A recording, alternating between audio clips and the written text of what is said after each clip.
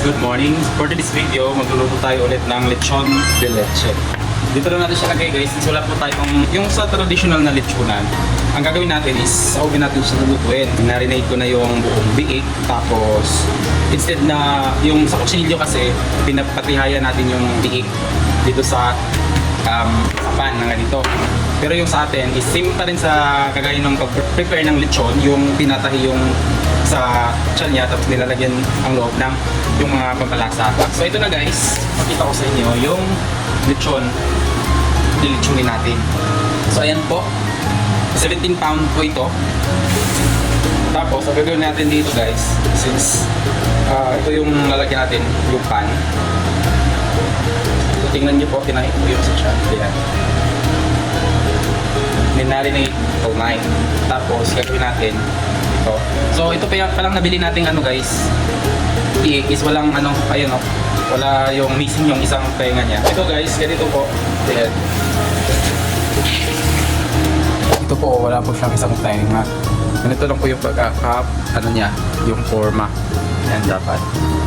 Tapos para hindi masunog yung ano niya, yung tenga, lalagyan po natin siya ng electric board. Oh. Ayan, pati yung puto. Para hindi matusta. Ayan.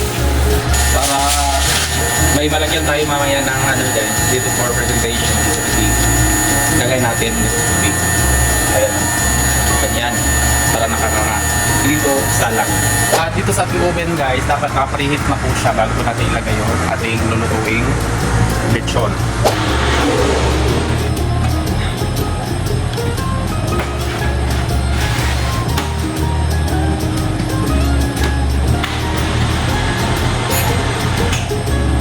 So ayun guys, i-cook natin siya in low heat for about, hindi natin temperature dito guys is around 325 to 350 degrees Fahrenheit.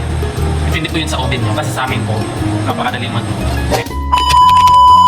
At ito na nga guys, after 2 hours, luto na po ang ating lechon de leche. Kintab na kintab at napaka crispy. Ayan po, sobrang juicy niya at may buwan naman nga tayo unang customer kaya chinap na agad. Makakabili ka po ng lechon pala dito guys every Saturday. So for today, ito po may lechon tayo kasi Saturday nga po at ito lang din po yung only Filipino restaurant dito sa may Boston. So kung may time kayo, pasya na po kayo dito. Thank you!